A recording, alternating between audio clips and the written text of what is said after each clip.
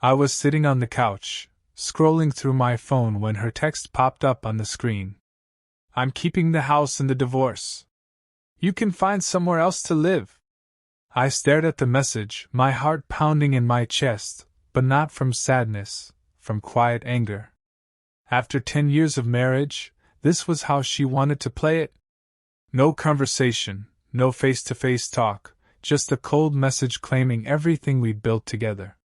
I looked around the living room, the place we'd called home. The photos on the wall, the furniture we picked out together, even the little plant on the windowsill she always forgot to water, all of it was here, in this house.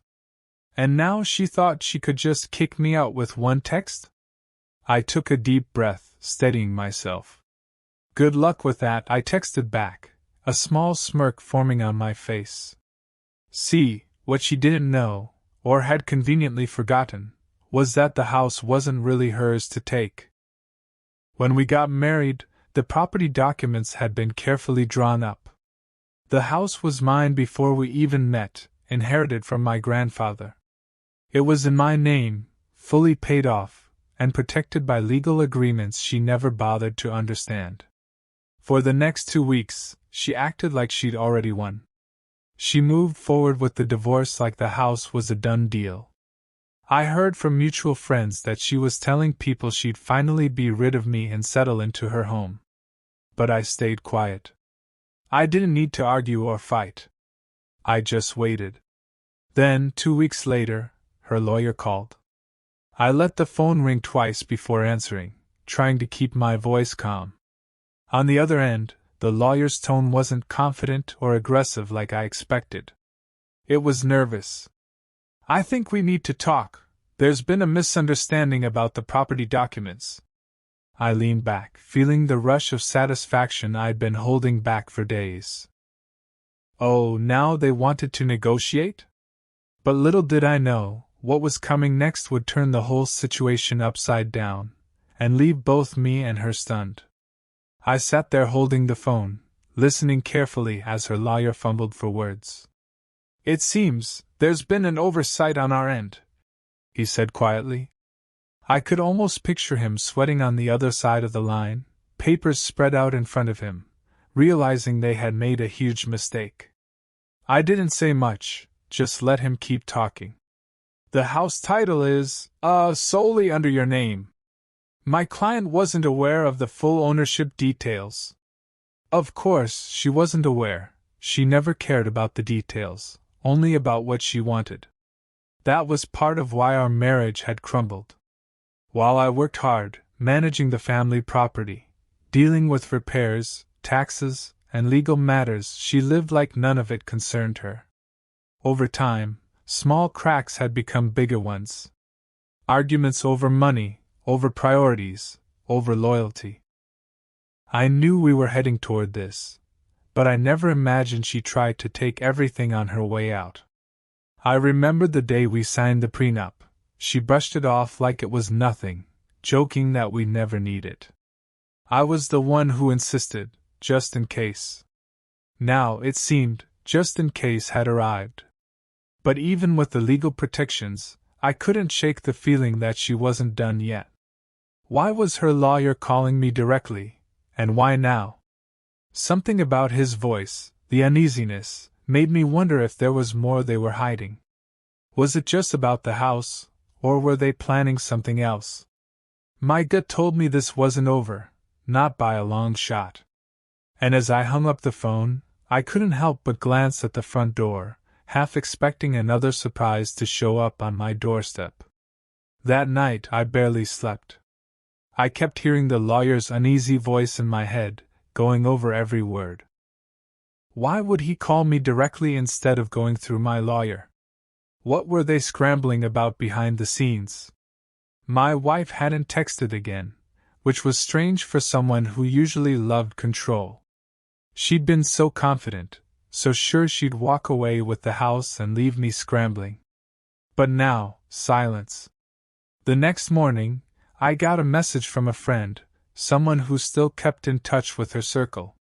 Hey, just a heads up, she's been telling people you're hiding money. She's saying she's coming after more than just the house. My stomach dropped. So that was it. She wasn't just after the property. She wanted to make sure I walked away with nothing. I thought back to the last few years, the changes in her, the distance. At first, we were partners, planning vacations, sharing dreams. But slowly, things shifted. She started spending more, ignoring my concerns, acting like the money would never run out. Now it made sense. She wasn't just trying to hurt me emotionally, she wanted to hit me financially, maybe even ruin me. I knew I needed to stay calm, but my mind was racing. Were there things she knew about my finances that she could twist in court?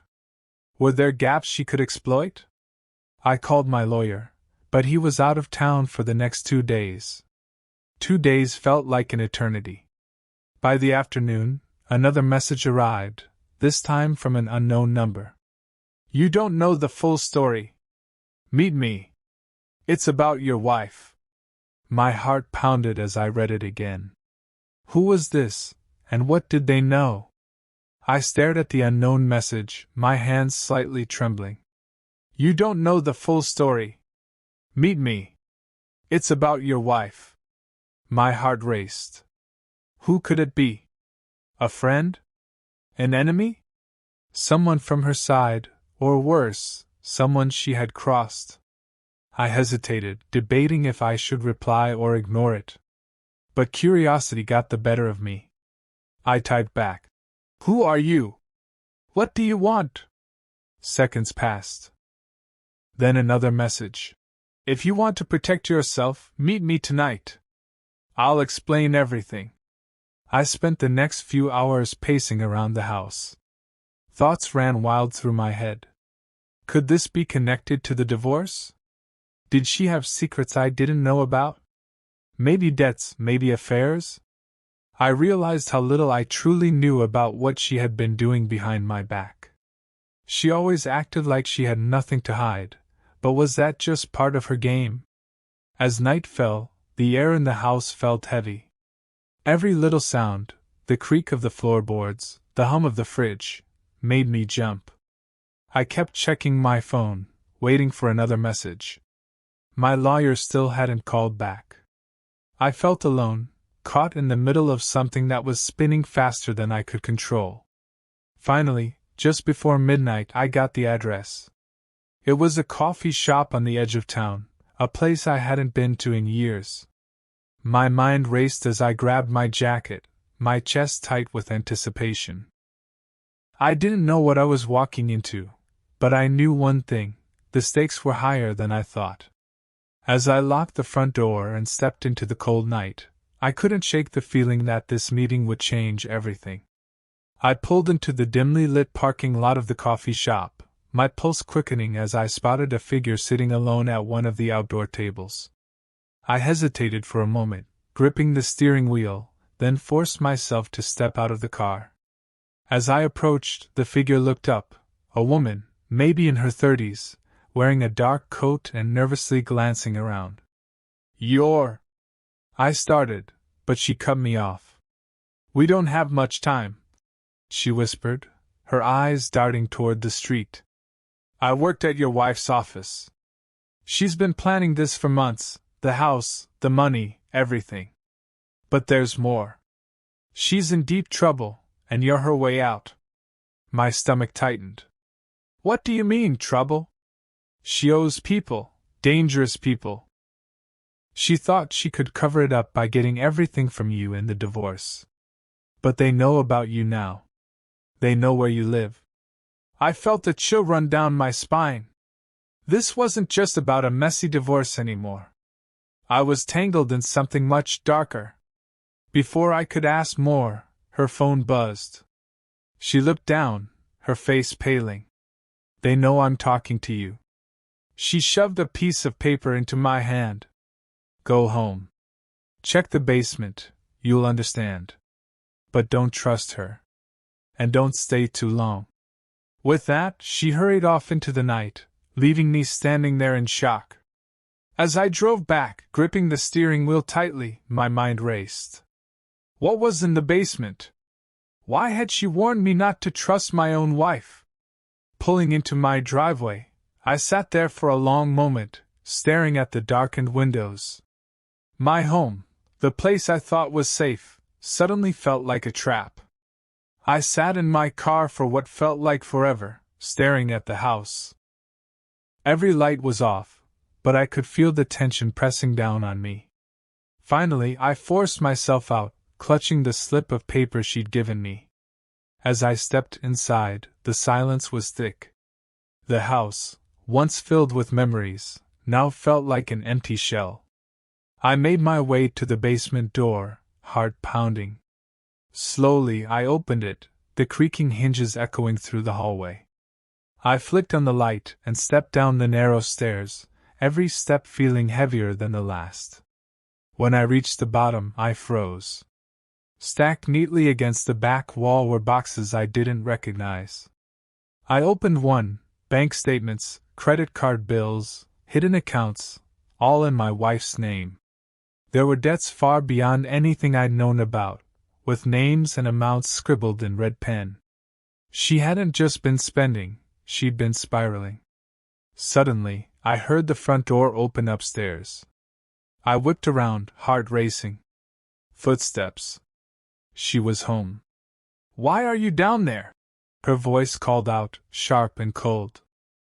I tried to stay calm. "We need to talk," I called back. But as I climbed the stairs, something didn't feel right. She stood there, arms crossed, but she wasn't alone. A man I didn't recognize was beside her, tall, rough-looking, his eyes locked on me. "This is over," she said softly. "Sign the papers, give me what I want, and you'll walk away."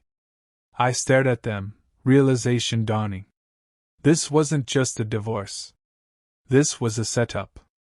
But just as they stepped forward, a sudden knock rattled the front door. Police. Someone had tipped them off. The loud knock at the door sent shockwaves through the room. My wife's eyes widened in panic, and the man beside her tensed, his hand twitching toward his pocket. I didn't wait. I bolted toward the front door, yanking it open. 2 police officers stood there, one with his hand already on his radio. "Sir, we got a tip about suspicious activity here. Are you okay?" I stepped aside, breathless, pointing behind me. "They're inside. She's been trying to set me up." The officers moved quickly, separating us and questioning everyone. My wife's confident mask finally cracked. I watched her stammer through her excuses, her lawyer arriving soon after, looking pale and shaken when the police laid out the hidden debts and the threatening messages connected to the man she'd brought into our home. In the following days, the truth came out. She had been trying to pin the debts on me, using the divorce to grab the house and assets before everything crumbled. The man? Hired muscle, not just for intimidation but to make sure I signed everything away without a fight. Sitting alone in the quiet house later, I took a long breath. The house, the one she thought she'd win, was still mine. But it didn't feel like a victory. It felt like surviving a storm I never saw coming. I learned that people, even the ones closest to you, can hide entire lives behind their smiles. It wasn't just about property or money, it was about trust, and how easily it can be broken. As I stood by the window, watching the sun dip below the horizon, I realized one thing: sometimes, the hardest battles are the ones you fight when you're blindsided. And walking away from the wreckage is the only true win.